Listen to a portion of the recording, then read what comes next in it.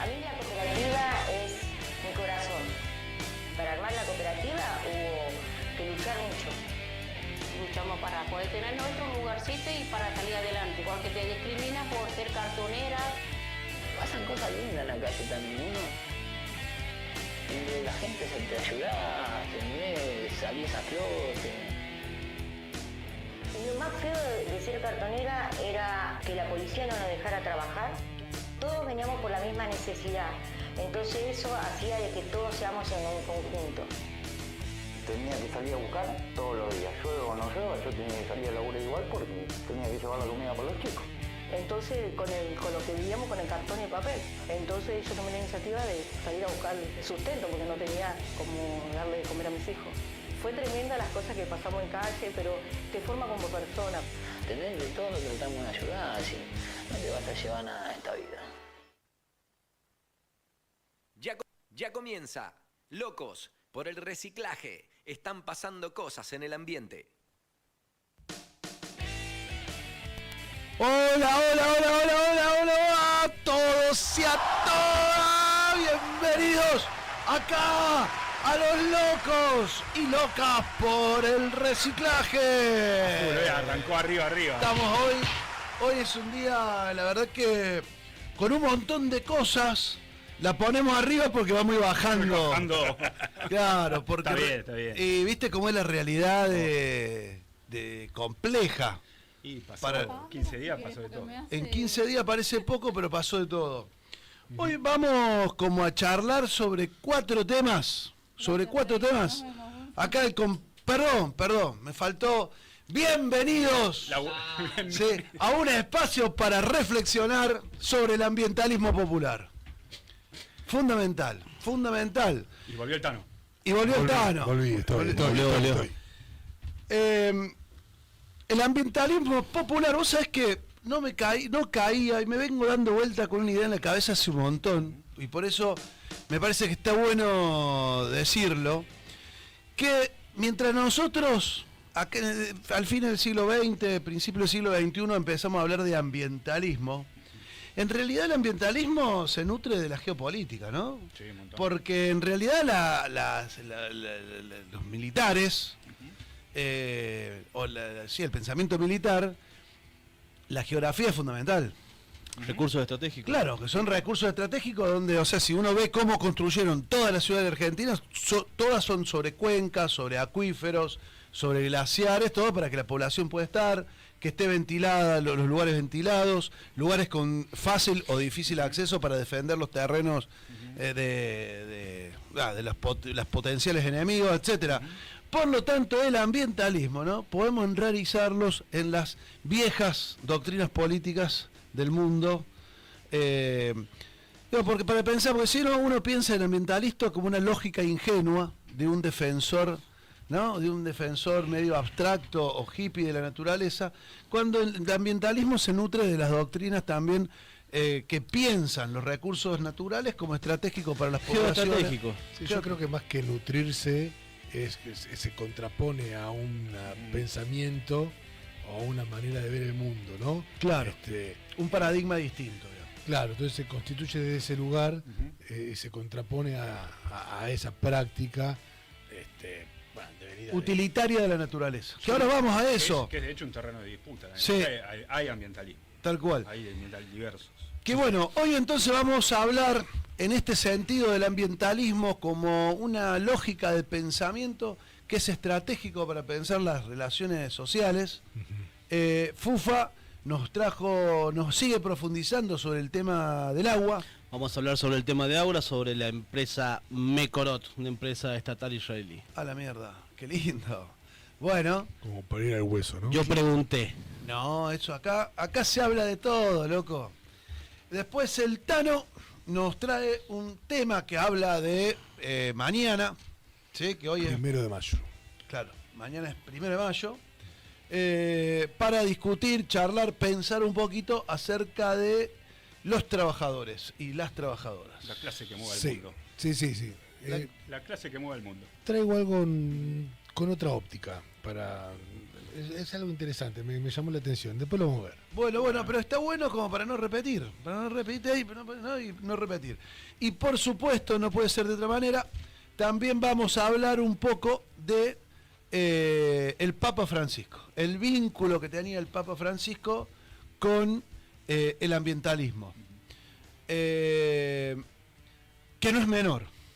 Pero no quiero. No, se sabe públicamente una de las encíclicas que escribió, la Laudato Si, en donde concentra toda su visión ambiental y ecológica, que de hecho es muy buena. Sí, señor. Pero bueno, inevitablemente, al pensar el programa, y surgió la noticia del fallecimiento del Papa Francisco, sobre todo por esto que acabas de decir, y su relación con el mundo cartonero, la economía popular, el inevitable que esté atravesado obviamente este programa con el legado de Francisco y obviamente el Día del Trabajo, porque somos todos trabajadores y estamos en una radio, en una central obrera. Claro. Con todo esto dicho, y como lo introdujo el tema Nico, nosotros hacemos este programa porque tenemos auspiciantes. Sí. Sí, gente que está muy interesada en que este programa siga. Lo íbamos a dejar, pues dijimos, estamos todos arriba de los 50, gente seria, con hijos. No, señor, tiene que seguir eso, nos dijeron, porque son los únicos que son capaces de poder hacerlo. Entonces, por ejemplo, uno de los auspiciantes son la cooperativa de recuperadores urbanos del oeste. Exactamente. Lugar donde trabajamos todos. Lugar donde trabajamos todos, lugar donde... No es dato menor. Lugar donde todos estamos muy encariñados, que dejamos gran parte de nuestro espacio laboral y militante, en una gran experiencia que se está armando, la verdad, ahí, si bien la base son los recuperadores urbanos, gracias a los dirigentes de la cooperativa, permitieron ir generando capas de sentido acerca de las problemáticas ambientales, las problemáticas del reciclado, la articulación con vecinos, la articulación con empresas, con ONGs, con un montón de espacios, transformando parte del barrio Caballito, entregándole muchísimos metros de espacios verdes, de distintos talleres para vecinos, distintas articulaciones que permiten trabajar con los materiales reciclados. Ganando un ecoparque, ganando un espacio verde para el barrio. Claro. Un común urbano en términos ambientales. Ya, un día tenemos que hablar de eso. Sí, específicamente. Muy disfrutado por los vecinos de Caballito, ¿eh? Sí, señor. Muy disfrutado, muy bien visto, muy bien ponderado. Uh-huh. También otro de los auspiciantes es AT Capital, un gremio de estatales que la verdad que hace una apuesta muy potente para defender las nuevas prácticas políticas, y así tiene muy desarrollado el área de género, y así estamos desarrollando el área ambiental, y en ese se formó un vínculo muy lindo entre los recicladores, parques nacionales, distintas áreas que tienen ACUMAR, distintas áreas que tienen capilaridad en problemáticas ambientales. AT Capital la retoma, y parte de esas experiencias es las que queremos ir transmitiendo, contando, explicando. El año pasado vinieron compañeros también de distintos sectores. Y por lo tanto también otro de los espacios que apuesta a este programa es la CTA de los Trabajadores Argentinos, de la capital federal, a donde además de los distintos, junta a los distintos gremios, las organizaciones sociales que tenemos incidentes en el espacio público, en los espacios verdes, en las defensas de la ciudad, y esto nos permite también tener un espacio de difusión, publicidad, de cuáles son los temas importantes que tienen que defender los trabajadores para no perder sus derechos. Tal cual. Así que bueno, entonces... Los auspiciantes. No. Estamos negociando. Listo. Estamos negociando. Ya vamos a invitar a los secretarios generales. Como no vine la otra vez, yo quería a ver si había alguna... Para la hora que estamos le podemos decir a la cervecería de acá a la abuela. Claro. Muy buena cervecería. Hace varios programas insistiendo. Yo creo que no estaría mal. Bueno, buena idea. Nos falta el corredor, ¿cómo se llama? El corredor de venta. Sí, necesitamos. Podemos llamar a, ya sé quién, tengo en mente acá. Avancemos. Bien. Bueno, vamos a hacer así. Vamos a cerrar este primer bloque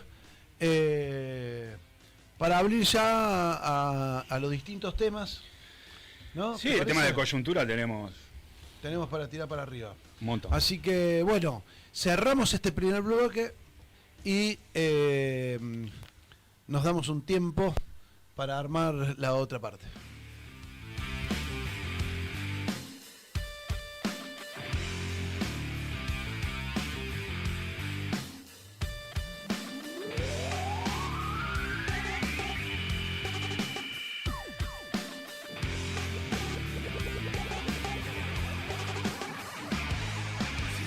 El sistema preferiría gobernar cada país con una dictadura, pero la gente es tenaz y pelea y aparecen los problemas.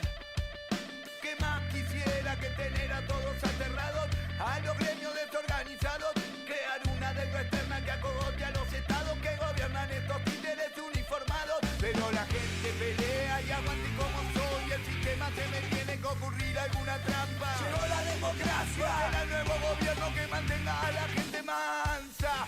Puede ser un bonachón, un hombre del interior, pobretón sin ninguna personal ambición. O también puede ser un payaso fanfarrón, comprador, un caudillo de alguna región. Si yo fuera el sistema, cantaría de alegría al ver tanta gente buena que no se aviva, que las marionetas son todas mías. Bueno. Bueno, es un gran tema. Falleció el Papa Francisco. Y la verdad que estaba pensando, digo, cómo introducirlo, porque, bueno, yo vengo del cristianismo, acá hay compañeros que, la mayoría que no, pero por lo que hablamos, tuvo un impacto social y popular que trascendió al hecho meramente de fe. Meramente de fe. Logró que gente por ahí alejada del catolicismo, o incluso alejada de la iglesia, lo respete. Lo respete, que escuche algún par de cosas. Por ejemplo, el Tancho. Por ejemplo. Claro. Bien. Por ejemplo. Entonces yo decía, bueno, a mí me parece que está bueno que arranquemos con una de las cosas que a mí me parece de las más reivindicables que hizo Francisco y que fue acá en Latinoamérica. Y nos invitó a hacer cosas. Así que ahí le pedimos que pasemos el video. Ahí va. Quisiera decir una cosa. ¿Qué es lo que espero como consecuencia de la Jornada de la Juventud? Espero lío. Que acá adentro va a haber lío, va a haber. Que acá en Río va a haber lío, va a haber. Pero quiero lío en las diócesis. Quiero que se salga afuera. Quiero que la iglesia salga a la calle. Quiero que nos defendamos de todo lo que sea mundanidad, de lo que sea instalación, de lo que sea comodidad, de lo que sea clericalismo, de lo que sea estar encerrados en nosotros mismos. Las parroquias, los colegios, las instituciones son para salir. Si no salen, se convierten en una ONG. Y la iglesia no puede ser una ONG. ¿Ah? Bien. Para mí es como el lugar que me interpela el Papa. Yo me siento cristiano, de una tradición más bien de la teología de la liberación.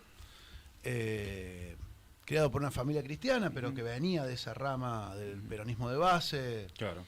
Entonces, encontré una mirada que permitía una radicalidad en su pensamiento. Y entonces cuando nosotros pensamos qué tiene que ver un cura que piensa la espiritualidad, y además en el cenáculo más puro de la institucionalidad vaticana, digo, ¿cómo encontramos algo de radicalidad en un tipo que vive entre oro? No, digo, pero podemos pensarlo así.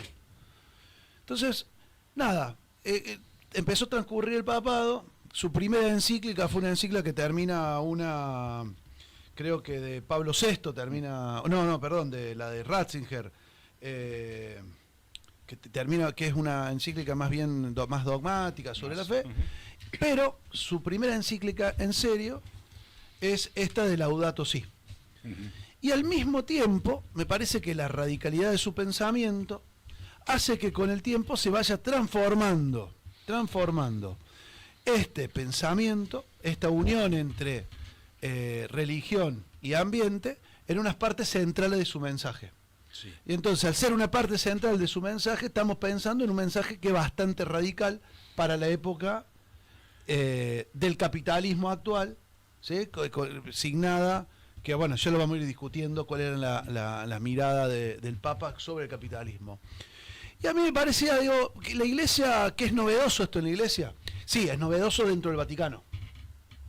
Afuera del Vaticano no, porque había tradiciones proféticas. De hecho, Jesús venía de una tradición profética que desafiaba a los judíos del templo. Exacto. ¿Sí?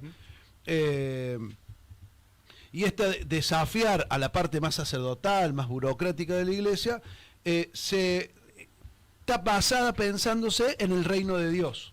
Pero no en el reino de Dios para cuando nos muramos, sino el reino de Dios que empieza en la tierra. En la tierra, sí. Y además que empieza en la tierra, y el sujeto privilegiado de la empieza en la tierra es el pobre. El pobre. Y el pobre está siempre en los lugares más pobres, en los lugares menos privilegiados, donde falta el agua, donde sufre calor, donde tiene los problemas para adquirir los alimentos. Y es ahí donde Jesús va a aplicar su pensamiento, y es también donde este Papa, podría haberse llamado de mil y una forma, no, elige el nombre Francisco por primera vez también en la historia, que es otra novedad. San Francisco de Asís, hay muchas formas de verlo, pero una de las formas más interesantes de verlo es que funda una orden mendicante, más allá después en los que terminan los franciscanos, los que pueden ser hoy o no los franciscanos, pero una orden mendicante, una orden que va mendigando, pidiendo, sobreviviendo en el día a día, unida al Dios proveerá, al Dios de la naturaleza. Y es lo que reivindica Francisco frente al capitalismo actual, en donde él se para y discute fuertemente. Entonces, una tradición profética que predica el reino de Dios que empieza en la tierra, y este reino de Dios está puesto con los pobres. Tienen que ser los pobres los que transformen. Es una religión pensada en los pobres. ¿Es nuevo esta posición también? No, ya la hizo San Francisco de Asís, pero también, por ejemplo, el Concilio Vaticano II empieza a reivindicar un vínculo con la naturaleza, ¿sí? Juan XXIII y Pablo VI, en donde dice que la catástrofe ecológica tiene que ver con la lógica de la explotación indiscriminada de los territorios. Esto ya empieza a balbucearse, empieza a pensarse, el Concilio Vaticano II lo empieza a hablar. Después Juan Pablo II, más allá de su militancia procapitalista en contra del bloque soviético, mete un concepto que también lo retoma Francisco, que es la conversión ecológica. Que es un concepto que para mí es uno de los conceptos en el cristianismo, que también es un concepto muy radical, porque la idea de conversión es convertir, es cambiar algo de una cosa en otra cosa. Sí. Y entonces cuando hablamos de conversión ecológica es cambiar una mente que no piense en el ambiente, que no piense en la naturaleza, que no piense en los demás, a una mente que sí lo piense. Entonces esta lógica de conversión, de hecho Nietzsche, ¿no? Nietzsche una de la trasvaloración, y Nietzsche odia a Jesucristo porque dice, es el tipo que había en las religiones antes. La mayoría eran, ¿no?, los politeístas, incluso venía el dios que ayudaba, el dios de los ejércitos, el dios de los ricos, el dios de las virtudes del cuerpo, en donde estaban, viste, los nobles, que eran los que no tenían que trabajar, y Cristo trasvalora, convierte en el dios de lo poderoso y el dios de lo humilde, y antes lo despreciable empieza a ser lo precioso para Dios. Y en esta trasvaloración, en esta conversión, me parece que habla, que retoma Francisco en Laudato Si, me parece que es uno de los conceptos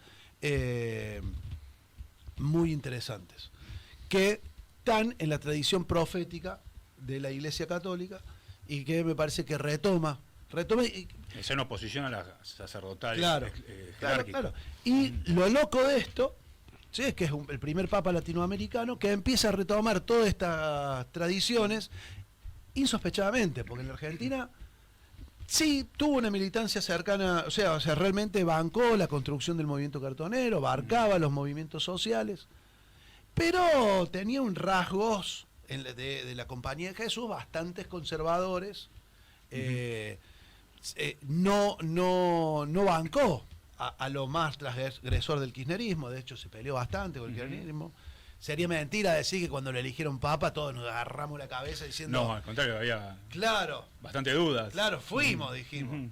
Y más allá de todo eso, cuando me parece que lo lindo es juzgar a las personas cuando tienen poder, más que cuando no lo tienen. Cuando vos no tenés poder, claro. ¿viste? Si te juzgan, vas a decir, no sabés lo que esa persona podía hacer o no. El tipo, estando en la cima del poder, empieza a hablar de estas cosas y en términos ambientales instala y mete en el corazón de su discurso general el problema ambiental. Entonces, contra el negacionismo, ahora vamos a ir viendo más cosas. Por ejemplo, él habla claramente sobre el deterioro ambiental, la pérdida de la biodiversidad, la contaminación, el cambio climático. Digo, palabras que uno las puede repetir con facilidad, pero en la cima del poder tenés muchos costos. Y hace más de 10 años que lo vi. Claro, y yo ahora traje cuáles son los sectores sociales o los sectores del mundo que más repudiaron el mensaje de Francisco, y vamos a ver justamente que son todos los sectores negacionistas y conservadores del mundo. Y el tipo, pudiendo haber hecho la plancha, la jugó a fondo, y para mí esto es muy interesante. En Laudato Si, otras de las cosas que dice, que para mí son centrales, se para en un pensamiento humanista, y entonces dice que el ser humano se fue rompiendo, primero rompe con la naturaleza, después consigo mismo, y luego con los demás, ¿no? Rompe con la naturaleza, con todo el pensamiento racionalista, utilitario, capitalista de la modernidad, rompe con la naturaleza. Ya el ser humano está dado para dominar el mundo. Consumirlo. No, viste, estas encíclicas previas, Francisco decía, bueno, Dios crea el mundo y se lo da al hombre para que lo cuide. El concepto de cuidado del mundo es un concepto muy religioso que recupera el movimiento feminista y el movimiento ambientalista, decir, no hay que consumir el mundo, no es para usarlo, no es para explotarlo, no es para exprimirlo, sino para cuidarlo. Francisco habla de la casa común. Y entonces mete un concepto en función de esto, que el mundo es nuestra casa y nuestra casa en común. ¿Para qué? Para reconciliar al hombre con la naturaleza, consigo mismo y con los demás. Interesante eso. Sí. Tiene un trasfondo de la alienación marxista, que decía Marx, decía más o menos, el hombre está alienado con la naturaleza, consigo mismo y con el otro, claro, con los semejantes. Claro. Y mete parecido el concepto de los pobres, que son el primer sujeto, son los que más padecen los problemas ambientales, el cambio climático, las sequías. Digo, el Papa, una de las cosas, las grandes migraciones, ¿sí? A los migrantes, tuvo un trabajo muy profundo con los migrantes en Europa. Digo, ¿por qué? Porque era cómo reconciliar al hombre consigo mismo y con los demás y con la propia naturaleza. Y este concepto de casa común también nos hermana muchísimo con conceptos muy latinoamericanos, por ejemplo, con el buen vivir. No sé, y después con la idea de la Pachamama, el concepto de la tierra y cómo la tierra nos une a todos. De hecho, cuando fue a estos países, incluso, y lo lleva también al Vaticano, lo acusan también un poco de panteísta, porque él decía, Dios está en todo, entonces tenemos que cuidar a todo. En esta encíclica también reivindica una idea también que es una ecología integral. O sea, este concepto de integralidad dice, bueno, hay una sola crisis. No hay una crisis social, entonces la gente se lleva mal entre sí, una crisis económica, entonces hay pobres y hay ricos, y hay una crisis de la naturaleza, entonces hay problemas de cambio climático. No, dice, las crisis están todas atadas. Como hay un problema humano, eso lleva a un problema social, a un problema de la naturaleza, a un problema de consumo, de la restricción del ingreso. Sobre todo a mí lo interesante es que en el Cíclica lo dice bien claro, que con esta forma de producción y de consumo, que es una crítica clara al sistema capitalista actual, no vamos a solucionar nada, es más, va a empeorar todo. Va a empeorar todo. Ujú. Entonces, bien, hablamos de la casa común, hablamos del cuidado de la creación y hablamos también de la conversión ecológica, que son todos temas como muy centrales en la encíclica. La idea hoy más que meternos en cada uno a discutirlo, pero sí a ver cómo fue atando una suerte de lectura. ¿Para qué? Para criticar el capitalismo actual. Entonces, también traje como algunas como ideas fuerza de críticas que va haciendo el capitalismo actual desde este núcleo conceptual humanista, ecológico, del corazón de su pensamiento. O teología popular también.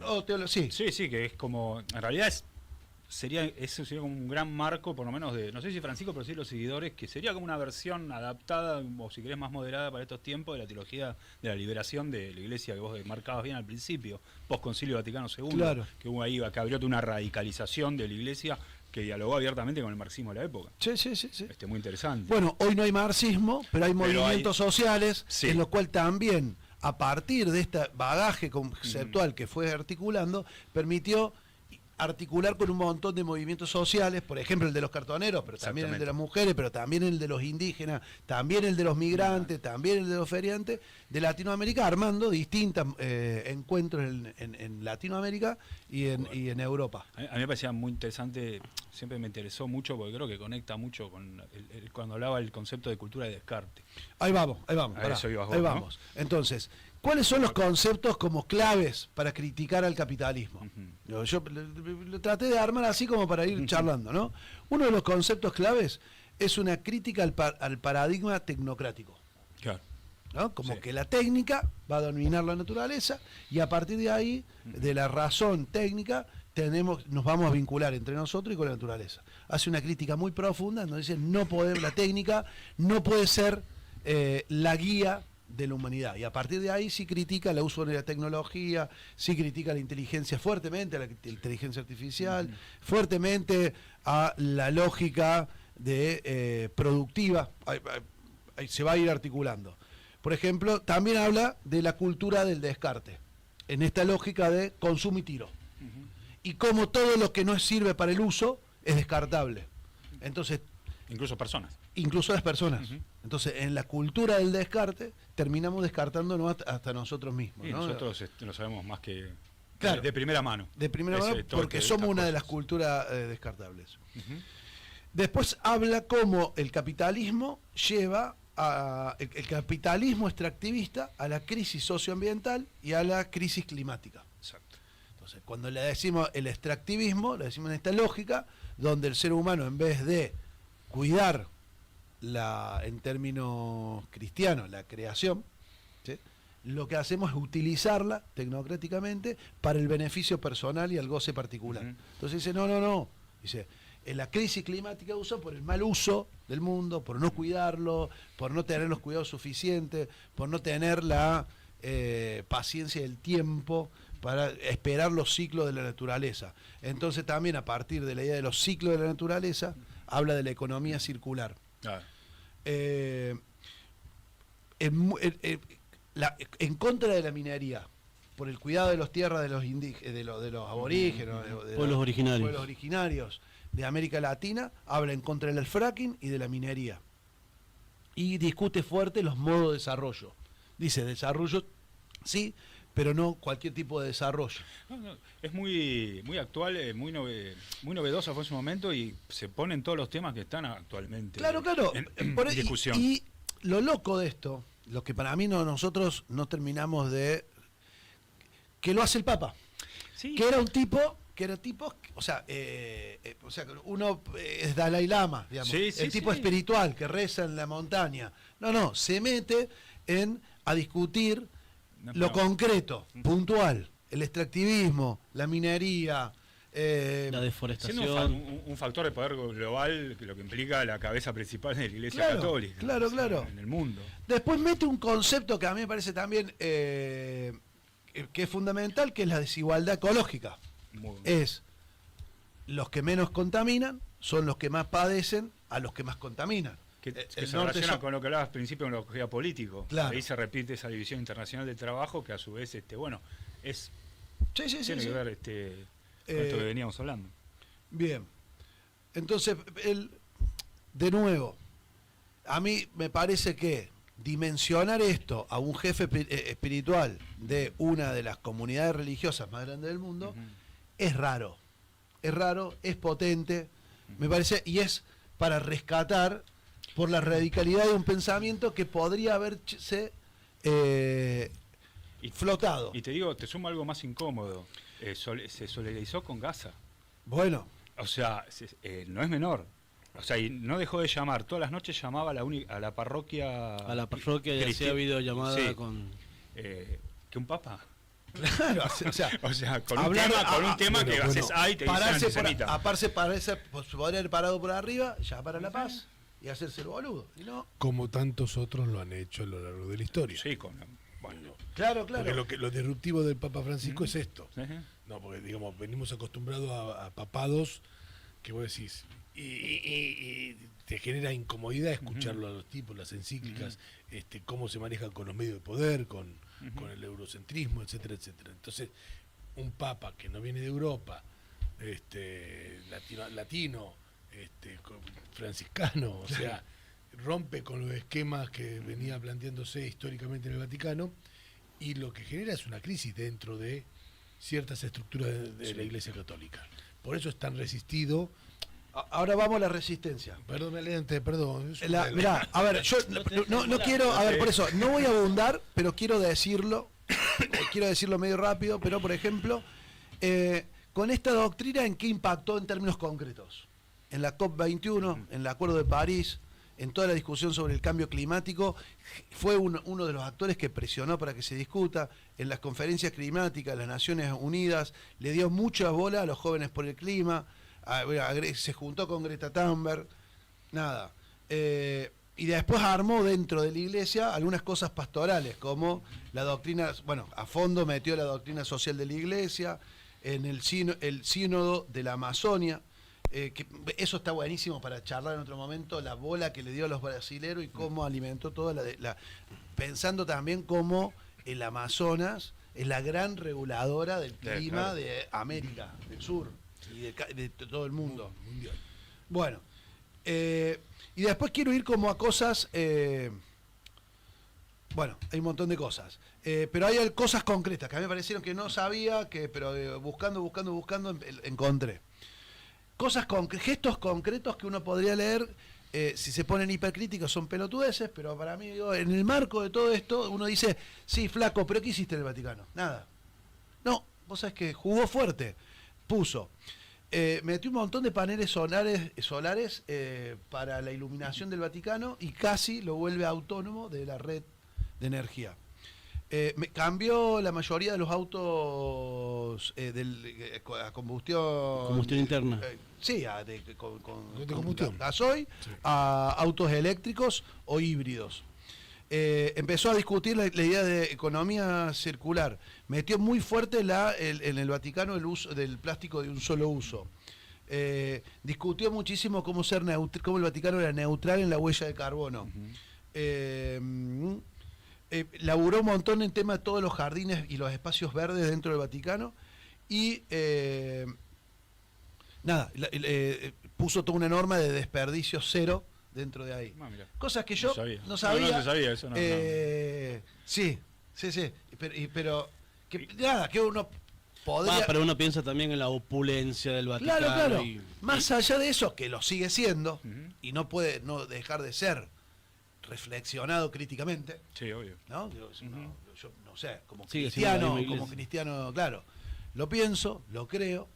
Después mil excusas para decir, bueno, las obras de arte, sí, pero lo tenemos nosotros, que fueron gran parte hechos con el saqueo de todos los puestos latinoamericanos, en las cruzadas, bla, bla, bla, bla. Pero bueno, ¿cuáles son los sectores que más se le opusieron al Papa? Adivinen. Extractivismo. Lo mismo de siempre. Claro. Sectores políticos conservadores, especialmente de Estados Unidos y Europa, que se enojaban mucho con las críticas al capitalismo, la regulación estatal y las políticas climáticas. O sea, el tipo al discutir todo eso se oponía a las lógicas que, bueno, norteamericanos fueron los que con Trump en su momento y después, pero boicotearon todo el tiempo todos los espacios que tenían que ver con las políticas ambientales en la ONU y en los distintos espacios. Era un papa que jugaba en política, jugaba fuerte. Sí. Bueno, y esto, los think tank, por ejemplo, Jeb Bush o el Heartland Institute, le decían que era una agenda ecológica global y era la agenda woke del mundo, bla, bla, bla, bla. Y el maligno decía... claro, bueno, nuestro amigo acá decía que era acá, el maligno en la Tierra. Claro. Bueno, los lobbies, por supuesto, extractivistas y energéticos. Esto es muy interesante porque ponían, una de las cosas que ponían era como la soberanía. Cada país puede hacer lo que quiera, no te metas en mi país, porque venía a hablar de la ecología acá. Y eso se juntaban con sectores conservadores propios de los países nacionales. Con el Amazonia en su momento con Bolsonaro, pero en la Argentina con parte de la pampa húmeda y con toda la lógica productiva de los paquetes. Específicamente con los dueños de la tierra. Sí. Es que uno, fueron muchos años, pero había cosas que decía que eran fuertes, porque a esta gente conservadora o muy de ultra le decía, prefiero que sean ateos. Claro. Decía que no vengan a vivir, prefiero que sean ateos, o sea, fuerte. Bueno, el concepto de, que no lo dije, que es tierra, techo y trabajo, es de la encíclica, claro. ¿no? Es otro de los grandes conceptos de la encíclica que él... No lo inventó Juan. No, claro. Entonces, también sectores empresarios más concentrados y los economistas neoliberales, en toda su economía, que el mercado no tiene alma, se ponían los pelos de punta, ¿no? Cuando decían una economía de mercado, economía individualista, el mercado no tiene alma. Pasa que por ahí no lo veíamos en este momento, que frena la innovación, frena el capitalismo, frena el desarrollo individual. Bueno, y parte de todo esto, como hay una alianza en algunos sectores, como, no sé, en Argentina podemos decir el Opus Dei, con los sectores más poderosos. El Opus Dei lo odiaba. Claro, son los sectores que terminan del clero, oponiéndoselo y armando una fuerte intento en el Vaticano que, bueno, fue muy potente. Pero también fue un buen dirigente y cuadro político, porque dejó, entre otro legado, dejó 79 cardenales adictos a él. No es menor, ¿89 o 79? 83 creo. 83. Elegidos por él. O sea, además sabía jugar la rosca. Sí, no, eso que sabía. Se adelantó y dijo, bueno. Entonces, hay una de las cosas que decía, la tierra y los pobres gimen para que los defendamos, ¿no? Tiene frases muy épicas y elocuentes en defensa de la tierra y de los pobres. La verdad que a mí, no sé, a mí me emocionó y no sabía bien por qué. Una vez es parte de cierta cosa popular, de emoción popular, que te lleva. Entonces, cuando buscaba explicaciones de por qué me emocionaba, cuando yo no fui un tipo devoto en estos casi 15 años de papado, es más, había cosas que me molestaron fuertemente, pero claro, cuando uno hurga y empieza a ver, tenías lógicas que para mí está bueno decirlo, que son radicales, lógicas que son muy interesantes, lógicas que ayudaron mucho a que le puedo decir, de centro izquierda o progresistas, se instalaran, que trincheras que se cavaran en contra de esta lógica neoliberal, arrasadora, que viene a traer ahora las nuevas derechas, la nueva alianza entre derechas populistas y con capital hiperconcentrado, con sectores populares que no terminan de entender que... Y sobre todo en que avance dentro de la Iglesia una línea que nunca fue hegemónica ni muy popular. Claro. O sea, ni la teología de liberación en el pasado, ni la Iglesia post-Concilio Vaticano II, ni eran líneas muy... O sea, siempre se la asocia a la Iglesia con el fin del comunismo, con Juan Pablo II, y después con los otros papados más bien cortos, pero que tienen que ver más con lógicas conservadoras, que con una Iglesia del Concilio Vaticano II, que como arrancamos diciendo, hagan lío, salgan, no se queden adentro. Que son las lógicas estas que vos decías al principio, que era Claro. de Rubén Drí. Sí. Cursamos sociología. Claro. La línea sacerdotal eclesiástica, más jerárquica, y la línea profética que va al Jesús que echa a los mercaderes del templo, el ligado a los celotes, lo que eran los celotes de la época, y siempre estuvieron en tensión esas dos líneas en la Iglesia Católica, históricamente. Claro, entonces me parece que en este sentido Francisco viene a meter una contradicción, una discusión en un mundo que, convulsionado hacia la derecha, corrido hacia la derecha, una mirada negacionistas, y que vienen creciendo en medio desmedidamente, y bueno, todos nosotros somos trincheras para defendernos de eso, pero bueno, el Papa en este sentido era un gran paraguas hasta su muerte. Y además, para mí el síntoma es esto: lo lloraron ateos, agnósticos, gente que no tenía nada que ver con la Iglesia Católica, lo lloraron, lo extrañan, lo sintieron, y es verdad que a la mayoría de nosotros creo que nos pegó más de lo que hubiésemos imaginado. Sí, y en estos momentos en la Argentina, donde uno siente una soledad muy grande defendiendo ideas que parece que pasan de moda, bueno, pasar de moda está bueno, y en este programa queríamos hacerle un homenaje, por lo menos tratando de pensar cosas que dejó para que pensemos, para que discutamos, para que abramos la cabeza. Totalmente. Así que por eso decíamos que un espacio de ambientalismo popular para pensar, debatir y discutir. Cerramos este segundo bloque para charlar con el Tano y con Fufa el resto de los temas.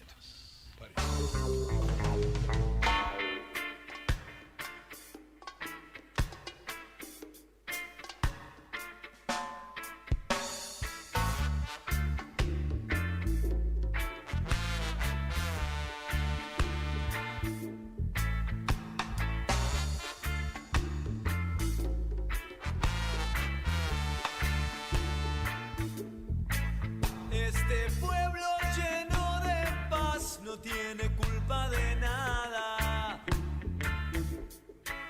Los que llevan las riendas nos castigan sin piedad.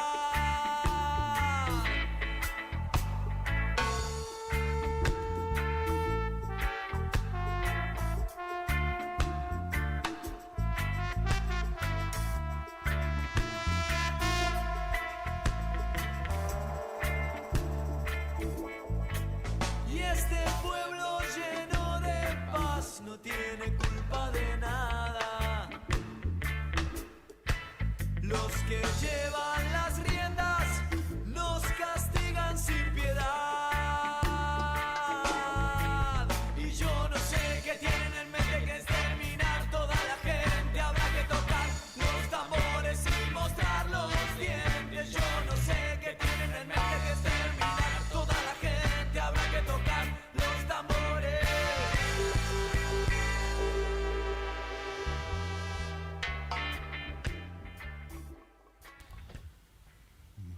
Volvimos. Bueno, sí, volvimos.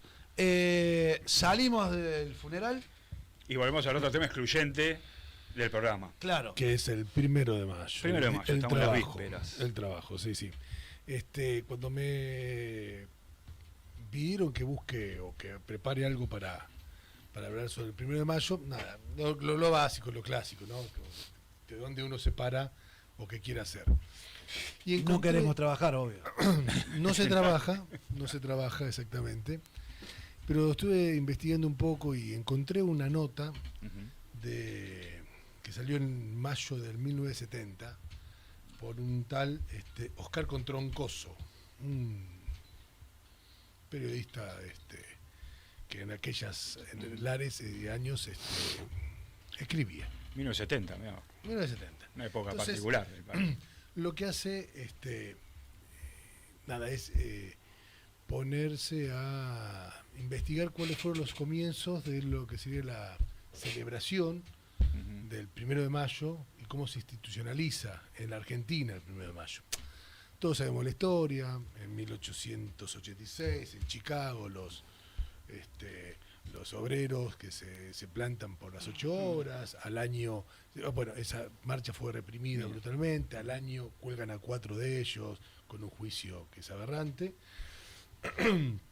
Y digamos, en 1890 se empieza a tomar como esa fecha. Como una efeméride, se institucionaliza. Exactamente. Una celebración. Exactamente. La Segunda Internacional, así en 1889, la empieza a implementar. Y acá en Argentina se plantea esto y se empieza a jugar las centrales obreras y toman esto que viene de Europa, ¿no? Sí, Plena sí. época de inmigrantes europeos, anarquistas, socialistas, que empiezan a trabajar en las fábricas y en el puerto y en los campos, y bueno, empieza a darle forma a todo esto. Y en 1890 acá se hace la primera marcha. Mira. ¿Sí? Y lo interesante es que se hace en plena zona de Recoleta en ese momento. Ah, mira. Sí, en esa zona. En la sede del Prado Español, en lo que será uno de los barrios más exclusivos que hoy tiene Buenos Aires. Los medios, yo me quiero detener a lo que escriben el día posterior los medios de comunicación de la época, que me parece que podemos hacerle un guiño a esa forma de transmitir lo que pasó. Los medios dicen que en el mitin hablaron varios oradores señalando las deplorables condiciones de trabajo de todos los gremios. El aceitero, el ganadero, el textil, todos los gremios decían que laburaban más de 8 horas, todo lo que ya sabemos que todos los años repetimos. Pero la idea acá es, los diarios comentaron con asombro el hecho de este mitin y de esta reunión, con asombro. Y lo remarca esto. Consideraban extraño a las costumbres del país. Esta actividad que se empezó a implementar ese 1 de mayo en 1890 era extraño a las costumbres de nuestro país. Claro, ¿qué hacen los muchachos? Exactamente ese. La Nación, el diario, dijo, por ejemplo, había en las reuniones poquísimos argentinos, de los que nos alegramos mucho. Digo, ¿no? O sea, celebraban la poca participación de los argentinos y en un país, digamos, hecho por inmigrantes, ¿no? Sí, digamos, la barbarie. Una locura. El periódico La Patria, que hoy ya no funciona, ironizaba porque todos los oradores hablaron en el sentido que era necesario que se aumentaran los salarios y se disminuyeran las horas de trabajo, lo que es algo que sobrepasa los límites de lo excelente. ¿No? O sea, el planteo de mejores salarios, mejores condiciones. 1890 es esto. 1890. Claro, bueno. Qué cheto suena los límites De lo excelente. Y bueno, cheto, la puta que te parió. Excelente que. Exactamente.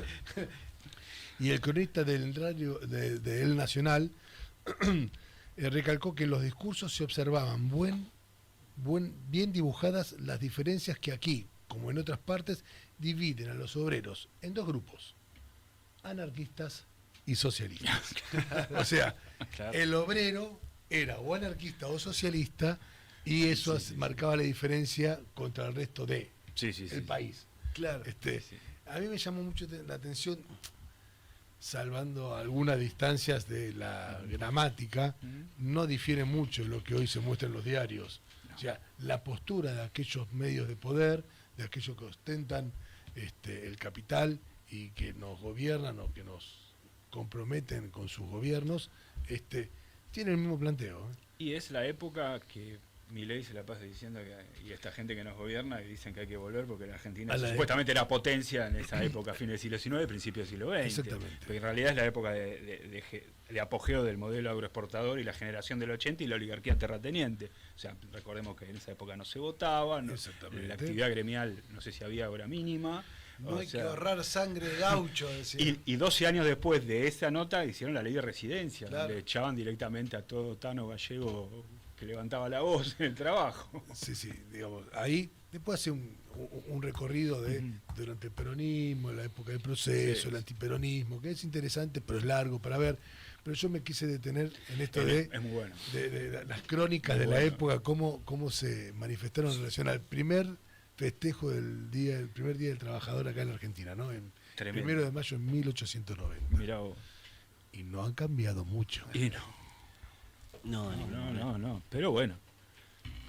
No, pero no, a mí sí, no deja de... estamos saliendo, ¿no?, de los años kirchneristas. Sí.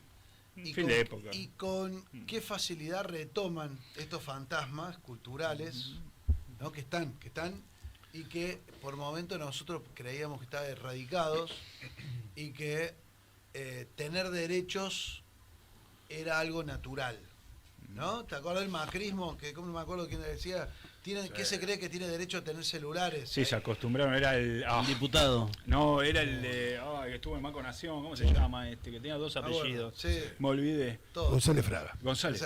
Y irse de vacaciones, ¿no? ¿Cómo puede se malacostumbrar. Pero yo no creo que sean fantasmas. Yo creo que son constitutivos de parte de nuestro ser nacional. Digo, porque si no es quitarle mérito o quitarle peso a esto. Y hoy creo que muchos de aquellos, el ciudadano medio, esto lo toma como algo real, ¿no? El que hoy hubo una marcha y vos escuchás la puteada, escuchás la mirada, sentir la mirada, digamos, y hay parte de la sociedad que no comulga con los derechos de los trabajadores y con que no se sienten trabajadores tampoco. Que es una de las discusiones, digo, para traer la discusión a hoy, ¿no? Sí. Hoy con la lógica de los emprendedores, con la lógica, ¿no?, de la uberización de digo, ¿no?, esto del Uber, del Rappi. Hay algo también se juega de lo aspiracional, que no reconocer que todos, salvo esa clase que gobernaba en 1890, somos producto de la movilidad social ascendente que caracterizó a la Argentina, por lo menos durante casi todo el siglo XX, sobre todo a partir del peronismo. Entonces ocurre, porque si vos te vas a pensar, el gorilaje es más allá de un antiperonismo, es un rechazo a esto que estamos hablando. Es como dicen también, un obstáculo epistemológico. Es un obstáculo epistemológico el gorilaje. Está bueno, o sea, y hay una discusión que dice el fin del trabajo, como lo conocíamos, y que hay una nueva forma de trabajo. Me parece que está bueno traer a la discusión hoy es la identidad, en cuánto nos consideramos trabajadores y que hasta qué punto hay un fin del trabajo. Considerarte trabajador y entender que el que hace el valor sos vos. Claro. Es el que produce el valor, es el trabajador. Pero también es real que en términos del oficio del trabajador, que el tornero, el viejo tornero. No, eso desapareció. También el viejo zapatero, digamos, decir, los viejos oficios desaparecieron y hoy los trabajos tienen va mutando sus formas. No, sobre todo en los últimos 40 años las transformaciones del capitalismo en el mundo del trabajo fueron tremendas. Creo que eso también impacta un poco en esta cosa del campo popular, el peronismo, en acomodarse. En el peronismo me refiero en tanto identidad por excelencia de la clase obrera argentina, la clase trabajadora argentina. Digo, costó, hay transformaciones que todavía no nos estamos acomodando, y todavía van a seguir, ¿no? Con lo que decíamos, con el teletrabajo, la inteligencia artificial, todo eso, cómo nos corre el eje para sentirnos trabajadores. Y por otro lado, hay una discusión para dar yo creo que en nuestra cultura, hoy, que me parece que a nosotros, tanto en el sindicato, la CTA, la cooperativa damos, es de la importancia de la cultura del trabajo. De la cultura del trabajo como forma de transformar, digo, más allá del tipo de trabajo, de cómo el trabajo organiza la vida social. Hasta qué punto lo organiza, hasta qué punto no, pero sí, en la medida en que nosotros perdemos la cultura del trabajo, también perdemos una forma de abordar el mundo. El trabajo más que a organizar la vida social, el trabajo te organiza. Claro, obvio. Organiza tu familia, la estructura familiar, y de ahí avanza hacia comprometerse con una estructura social donde el trabajo atraviesa longitudinalmente a todos. Ahora bien, el problema no es el trabajo, sino el que aquellos que siempre detentan los mismos poderes o los mismos planteos para mí de mierda, es que no te sienten ellos con derecho. Digo, cuando desde el otro lado no te ven, claro, no, sí, no. Es muy difícil que vos puedas, y nos pasa en la COPE constantemente. Cuando la mirada del otro no te completa, digo, ¿cómo haces para autopercibirte trabajador con derecho? Veámoslo también, me parece que es interesante meter este debate que todos tienen como que ver con el trabajo en el Estado. Sí. Demonizaron al Estado, que el Estado no debe intervenir, que el Sí. Estado es elefantiásico, bobo. Y al trabajador del Estado. Y por lo tanto demonizan al trabajador del Estado que lleva adelante un montón de políticas públicas, de orden sociales, de controles y también de posibilidades de vida social. Que no es un discurso, como dice el Tano, no es un discurso nuevo tampoco, es. No. La demonización hacia el Estado y hacia el trabajador estatal existe todavía. No quiere decir que uno niega los problemas que puede existir y lo que tiene que mejorar y que el Estado todavía a veces falla en llegar a algunos lugares, pero esto es otra cosa. Acá es destruir al Estado lisa y llanamente. O sea, y cualquier mediación política entre el capital y la riqueza, la producción. En realidad ese es el programa. O sea, a eso van. Ahora, nosotros parece que hay una discusión interesante, que estamos años luz, pero algo se tiró en el gobierno anterior o durante la pandemia, lo de la reducción de la jornada laboral. Bueno, claro. O sea, el famoso trabajar menos, trabajar todos, producir lo necesario, redistribuir el resto. Que la inteligencia artificial nos lleva a ese debate con Pero, mucha más profundidad y rapidez, en la cual me parece que los poderosos del mundo van a terminar decidiendo si quiere vivir una élite en el mundo. Sí, claro. Excluyendo una gran parte de la población, generando un gran genocidio, o incorporando masas a... Sí, yo no veo que te quiten puestos de trabajo porque la inteligencia artificial necesita que alguien la alimente. O sea, vos necesitas hacerle preguntas, o sea, el tema es que lo más probable que suceda siguiendo el curso de los acontecimientos actuales es el nivel de precarización, va a ser peor todavía. Porque si vos podés resolver con la inteligencia artificial cuestiones más rápido, te van a pagar muchísimo menos, te van a aprovechar a quitar derechos y todo lo que estamos viendo ya ahora. Claro. Pero bueno, pará. Feliz Día del Trabajador, Feliz sin día. embargo. Sí. Sobre todo eso. Malos pagos, no reconocidos, con jefe de mierda, pero trabajadores que llevan en sí mismos una rebeldía que va a hacer que estos hijos de puta suelten un poco la ganancia que tienen para mejorar la vida social de todos nosotros. Así que por eso militamos en una central de trabajadores, por eso militamos en la cooperativa, por eso militamos en un sindicato. Porque creemos que los trabajadores unidos no vamos a ser vencidos. No, de ninguna manera. Y la historia ya lo demostró. Y la historia lo demostró. Pero bueno... Sí, un poco golpeado por ahí. Claro. Bueno, en esta época sí, Vamos a cerrar este bloque. Y vamos a venir con el último bloque, con los dos últimos temas, que es un tema fundamental que estamos viendo, que es la problemática del agua. Y además tenemos unas cosas re lindas para debatir entre nosotros y con ustedes. Sobre el trabajo de la economía popular, ¿no? Y al mismo tiempo, para los que escuchen el programa y se comuniquen rápidamente, vamos a dar... 2 entradas. 2, porque ya repartimos. Para Maxi, productor, ya nos repartimos las otras entradas entre nosotros. Había 10, quedaron 2. No. Si llaman 10, si nos llaman 10, repartimos 10. Y si no, vamos con más amigos a la Feria del Libro.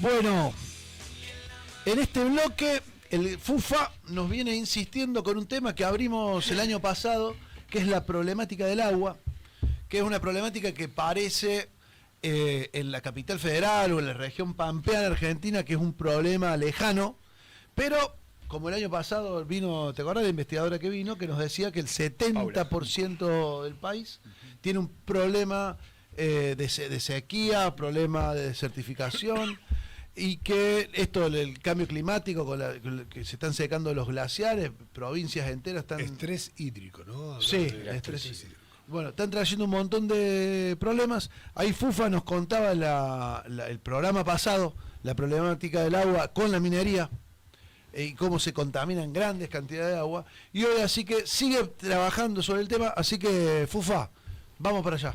Bueno, buenas tardes. Vamos a empezar a hablar de una empresa estatal israelí que se llama Mekorot. No sé si algunos lo conocen, se las presento. Mekorot es una empresa que fue fundada en 1936, que abastece gran parte de lo que es el 99% de agua de Israel y la parte de Palestina también. En 1967, después de la guerra, empiezan a explotar los acuíferos palestinos para darle agua a los colonos israelíes. En el año 2023, las Provincias Unidas del Sur contratan a Mekorot para planificar un uso estratégico del agua y firman un acuerdo oculto para la sociedad, lo que se podría llegar a traducir más o menos lo que pasó con las papeleras con la empresa finlandesa de celulosa. ¿Sí? Al firmar este tipo de contrato de confidencialidad, gracias, se puede modificar las leyes a gusto de la empresa para proteger las inversiones de la empresa. Entonces, dejando a los gobiernos de turno, ya sea tanto provinciales, nacionales o municipales, sin herramientas, sin músculo, para poder contrarrestar lo que hace la empresa con tal de defender sus intereses.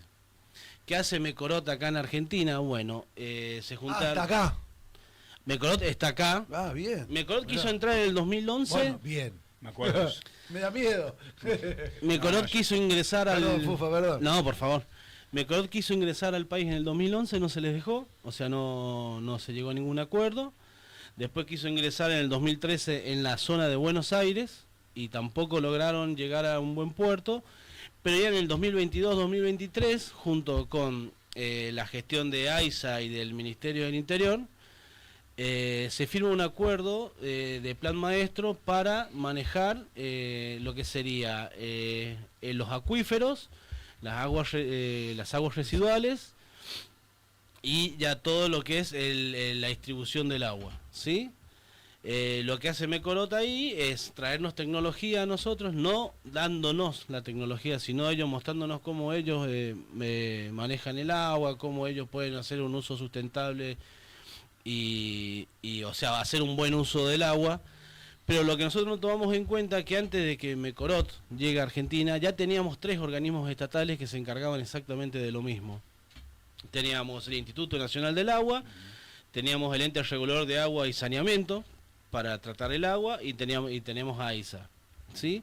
Bueno, lo que Mekorot está haciendo en este momento es adueñarse, acopiarse de grandes acuíferos de Argentina para mercantilizar el agua. Dar agua de mayor calidad al que la pueda pagar, dar agua de menor calidad al que pague lo que puede pagar, ¿sí? Claro. Y también administrarle agua a las mineras. Por eso Mekorot está ocupando todo el cordón oeste del país. Ya firmaron 5 provincias y ahora se está sumando Mendoza, se está sumando San Juan y se está sumando Salta, dejando así desplazados los pueblos originarios, ignorando la ley de glaciares, todo lo que tenga que ver con agua, a partir de ahora lo vamos a manejar Mekorot. Y va a ir llegando a ocupar todo el país. ¿Qué hace Mekorot también? Mekorot compra, sobre nuestra plataforma marítima, compra todas las empresas de petróleo del Reino Unido, ¿sí? Compra las empresas de agua de Argentina y ese triángulo lo lleva al continente blanco. Entonces Mekorot maneja lo que es el agua y lo que es nuestro petróleo. Todo eso con la protección que le da ese tratado que han firmado ellos el año pasado de protección de inversiones. Entonces nos dejaría a nosotros Y con el RIGI también, que el RIGI refuerza, esto ya estaba de antes, pero el RIGI refuerza el poder que tiene Mecorot sobre las leyes estatales, las leyes madres del país, ¿sí? Bueno, Mecorot también es tristemente conocido por manejar el agua también de Palestina. Ah, mirá. Mecorot a un palestino promedio le da 40 litros de agua diarios, y a un israelí o a un colono le da 400 litros de agua. Ah, es igualitaria. Muy igualitaria. El agua de calidad va para los colonos y el descarte va para el pueblo israelí, para el pueblo palestino. También, ¿cómo se aseguran eso? Bombardeando todos los yacimientos que se quieren realizar, o todos los emprendimientos que se quieren realizar del lado palestino, directamente los bombardean. Son los que les cortan también el agua al pueblo palestino, los que cortan la canilla para ese lado, claro, siendo parte también del apartheid que lleva Israel hacia los palestinos. Claro. ¿Sí? Ahora, Palestina quiere agua, Palestina le tiene que pedir permiso a Mecorot, si Mecorot no quiere, bombardea. Nosotros, ahora, con este tratado que se ha firmado, del cual no tenemos información abierta, vamos a perder el manejo del agua. Vamos a perder la autonomía del agua, vamos a perder, la autonomía y la cuestión propia, lo nuestro, un recurso, la soberanía. Soberanía del agua es un recurso que no es renovable, ¿sí? ¿Para qué se va a usar? Principalmente para emprendimientos de agricultura a gran escala y minería. Y lo que quede se va a comercializar a precios irrisorios. Eso es lo que hace una empresa estatal israelí que ya se instaló en Argentina, que si bien entró en el año 2022-2023, ahora con el RIGI, Milei y el gobernador de Mendoza están ampliando mucho más para lo que es los lados de glaciares de la cordillera de los Andes. Entonces podemos decir que el Mecorot es una empresa que está en franca expansión, trabaja ampliamente con países de la Unión Europea, con Estados Unidos, pero por sobre todo se ocupa de acaparar agua donde pueda. La colonización completa, ¿no? Completa. Entonces, y es una empresa ya denunciada por la ONU por sus crímenes de lesa humanidad. Bueno, en el marco de lo que hablamos el programa pasado, ¿no? Con el acuerdo del FMI. Claro. Y toda la estrategia colonizadora y de saqueo que estamos viviendo lamentablemente en estos días. Está bueno esto que marcás porque no está en ningún lado. No tiene visibilidad. Y a Mecorot lo trajimos nosotros. Claro. ¿Quiénes somos nosotros? Vos. Nuestro gobierno. El gobierno pasado, que ahora ahí entendés también por qué no fue como no fue. Entre otras cosas. O sea, bajo la gestión del peronismo. Sí, pero estaba estaba Guado de Pedro, sí, estaba la presidenta de AISA. Ajá. Fueron los que se reunieron con el presidente de la empresa Mecorot, y de ahí se llevó a la firma del plan maestro con los gobernadores, ya tanto de San Juan, de La Rioja, de Río Negro. Ahora, los gobernadores son hermosos. Qué difícil, qué difícil. Teniendo nosotros ya nuestro equivalente a Mecorot acá a nivel estatal. Sí, porque tenemos el Instituto Nacional del Agua, que somos los que manejan el agua, los que manejan, los que estudian el agua, lo que habíamos hablado en el programa anterior, sí, que le quitan la posibilidad a los científicos argentinos de poder estudiar y maximizar el uso del agua. Bueno, eso no, afuera. Después tenemos el ente regulador de agua y saneamiento, que son los que dejan el agua en condiciones purificadas para que nosotros en lugares como Buenos Aires podamos tomar agua relativamente pura. Afuera. Después, bueno, AISA haciéndose totalmente a un lado del control del agua a nivel nacional, entregándosela a una empresa una empresa estatal manejada por el ejército de Israel, simplemente firmando un convenio de un plan maestro de cómo gestionar el agua en nuestro país, siendo que nosotros ya exportamos tecnología y conocimiento a los países limítrofes de cómo gestionar el agua. Claro. Bueno, está bien, está bueno, Genial. Cuando tengamos el gobierno, ¿qué vamos a hacer? Gracias, Fufa. No, nada. Eso también explica por qué también las grandes compras de aguas de terrenos de Eduardo Einstein, el devenir en tipo de negocios mineros, petroleros, todo eso se está centrando. Entonces ellos ¿qué hacen? Es juntar los recursos para que cuando llegue el momento, pegar el piñón y reventar lo que tengan que reventar. Reventar lo que tengan que reventar. Sí, cuando se vaya esta gente, las cosas que vamos a tener, que van a salir a la luz, que vamos a descubrir, Dios mío. Galmarini, Tamara Galmarini. Ah, mirá. No, porque me hizo una pregunta hoy a las 2 de la tarde. ¿Cómo es el apellido? Pero bueno, esa es la empresa que tenemos acá en el país, que no se habla. No, Han habido muchas juntas, han habido... Hasta ahora. Hasta porque locos por el reciclaje. Lo dijo. Ojo, ojo con los locos por el reciclaje. Sí, también tomar en cuenta que esto lleva a un desplazamiento de los pueblos originarios, porque necesitan desplazar al pueblo originario para poder adueñarse de los acuíferos, de las napas, del desagüe, del deshielo. En San Juan, el pueblo Huarpe está sufriendo muchísimo por esto, porque Mecorot los está desplazando de lo que son... San Juan es un valle, depende del deshielo y de las napas. Bueno, Mecorot ya te agarró el deshielo y vamos por las napas, ¿entendés? Claro. Y eso hace desplazar la población. Entonces el agua, como hablábamos el programa pasado, que tenías penalización para el riego, penalización para muchas cosas, bueno, ahora el agua va a ser buena para el que la pueda pagar y un desastre para el que pueda pagar la cuota estándar. Como hacen en Palestina. Como hacen en Palestina. 40% para mí, 400% para el otro. Sí. Bueno, vamos a seguir con el tema del agua porque es uno de los temas fundamentales. Vamos a buscar de nuevo para que venga, ¿no? Algún compañero investigador que para seguir profundizando, porque para mí es uno de los grandes temas de nuestro país, ¿no? De cómo el agua, cómo vivimos el tema del agua, cómo lo usamos y cómo la redistribuimos de forma... Y es un recurso que no es renovable, que se pierde, se malusa y vuelvo a lo mismo, como dijimos en el programa anterior, no llegamos a sacar nosotros ni siquiera el provecho de eso. Porque si lo sacáramos nosotros con nuestros científicos, con nuestros organismos, seguramente sería mucho más sustentable. No, pero a mí la misma lógica de privatizar el agua, es lo mismo que después terminamos sufriendo con la electricidad, con el gas, con la nafta, ¿no? Tenemos un recurso que debería ser abundante en uno de los acuíferos más grandes del mundo, empieza a tener problemas. Antes me acordaba de la... Ya saben todos, de que si llaman antes que vayamos nosotros, van a tener prioridades.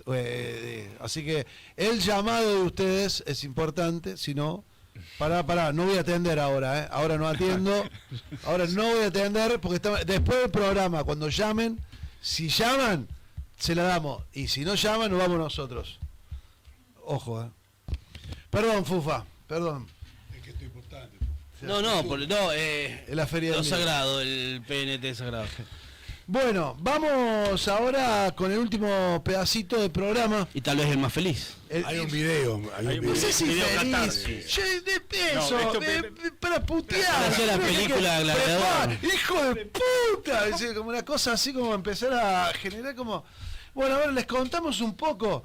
El movimiento cartonero de la capital viene dando una pelea muy fuerte para no perder derechos frente a los ajustes... Una ofensiva que se recrudeció entonces. Claro, con la gestión de Black Macri, que viene recortando distintas situaciones y además que no viene actualizando la flota de logística, los centros verdes, bueno, viene faltando un montón de cosas, es un proceso en la cual ahora, la semana pasada, hicimos un encuentro de más de 1.500 cartoneros en Parque Lezama, junto con cartoneros independientes que ni siquiera los dejan salir a laburar con los carros, más unos curitas villeros que vinieron a hacer una celebración de la palabra y un homenaje a Francisco. Nos juntamos ahí en el Parque Lezama a hacer una protesta. Ahora las cooperativas tuvieron.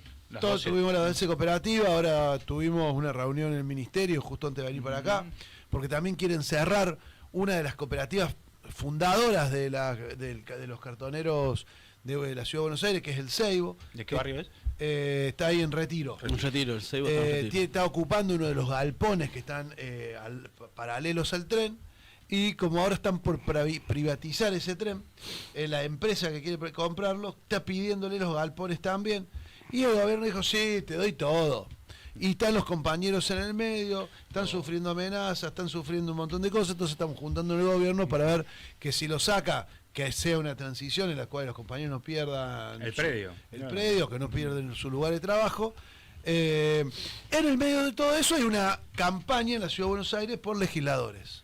Entonces uno de los legisladores, que ayer estuvo en el debate de 17 legisladores, en el debate que bien estuvo Caruso, Caruso. No, sí. Yo creo que fue un muestrario del fondo de hoy. De la nada que tenemos. Político argentino. De la nada que tenemos. No, es pero bueno, tenemos uno en particular que queremos mostrarles hoy, buenísimo. que es el momento de Dios. catarsis colectiva, que la verdad que junta todo las características. La verdad que deben haber ido a una universidad a estudiar cómo hacer ese video. Ahí va, miren. La propuesta de ley que hace.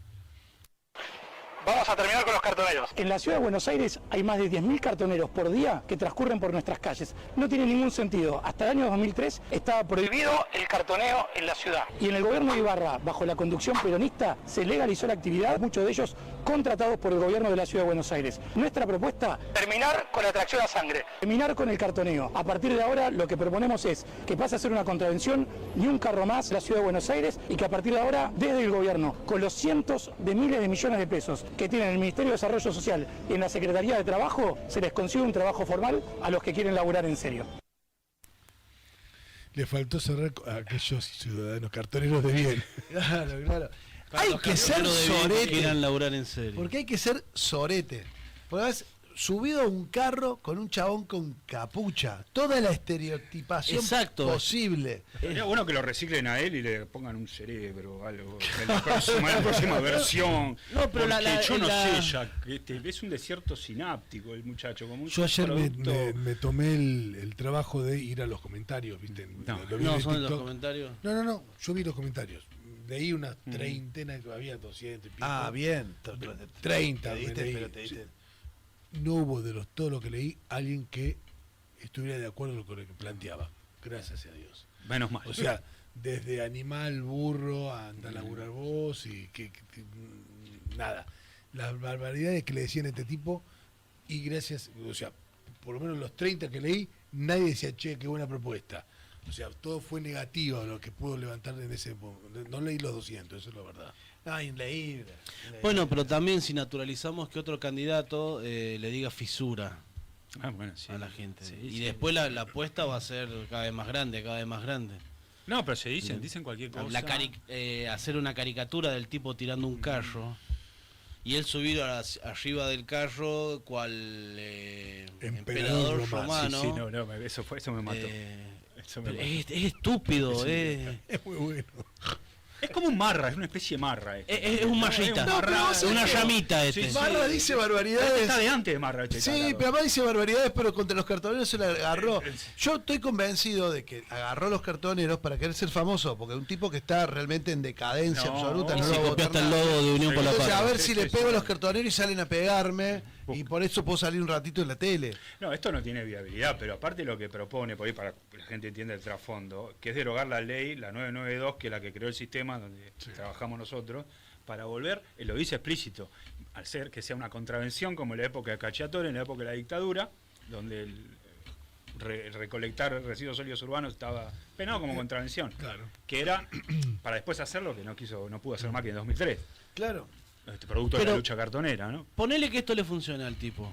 Naturaliza cuando el gobierno de la ciudad va y revienta a los trabajadores que están en la calle. Sí. Bueno. ¿Me entendés?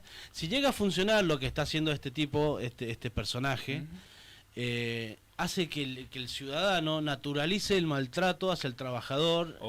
Y eso es lo realmente grave. Por eso, menos mal que no vimos un solo comentario de bien pibe. Leí 30 nada más. No, pero ahí pero ya es una buena estadística. Pero si se naturaliza eso, el ciudadano porteño va a tomar como natural que venga la policía con una hidrogigante, te moje todo, te moje el material, te lleve los carros, te trate de mugriento y se vaya y el vecino siga pasando sin decir nada. Yo creo que es medio difícil, y creo que eso de los comentarios que dice el Tao, y tiene que ver con la lucha y la acción, el trabajo de las cooperativas, de las 12 cooperativas que están dentro del sistema durante años, que cambió mucho esa relación de estigmatización que este tarado vuelve a reproducir, que cambió un montón.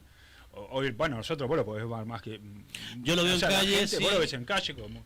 de hecho, totalmente. Claro, de hecho, no solo que cambió, sino que se inventó un trabajo de lo que fue una necesidad de subsistencia, que fue salir a vivir de lo que le sobraba al otro, se transformó en un trabajo. Es simplificar todo, chicos. Hubo un cambio de paradigma en lo que es la gestión de residuos en la ciudad de Buenos Aires, a través de una crisis enorme que estalló en el 2001.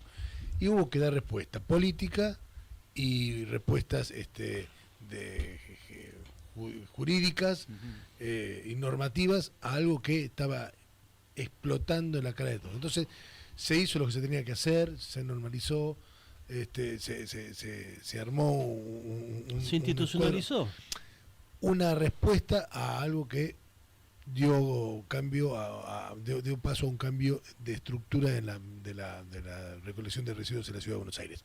Es un proceso largo, ya tenemos que sentarnos y hablarlo, como dijimos hoy al principio, podemos encarar, digamos, pero tiene un inicio, esto tiene un porqué, tiene fundamentos, o sea, hay docenas de libros escritos, o sea, lo que habla lo mismo, bobo. Eso, bobo. Sí, bobo. E hijo de puta. Sí, totalmente. Perdón, pero es así, loco. La maldad. Totalmente. Es eso. Este es un perejil, lo que pasa que está en el marco de una ofensiva, como hablabas bien. Eso es lo importante resaltar, me parece. Es que es la ofensiva, es el lo ataque, que le habilita, ¿no? La originalidad en el ataque, la crudeza del ataque, la deshumanización del ataque. Sí. Es su fuerte. ¿Por qué? Porque no tienen argumento, no tienen gestión, no tienen nada. Estos tipos cuando tenían hambre abrían la heladera. No le vamos a dejar pasar ni una a la derecha. Y así, poniéndonos la mierda que son en evidencia, vamos dando por cerrado este episodio 2 de Locos por el Reciclaje. Y dejen de llamar porque hay 10 y eran 2. Basta. A todos les digo, no le vamos a dar nada ahora. Estamos enojados. Quedamos nosotros. Feliz Día del Trabajador para todos. Feliz Día del Trabajador. Gracias a todos por buena vida. Un episodio más.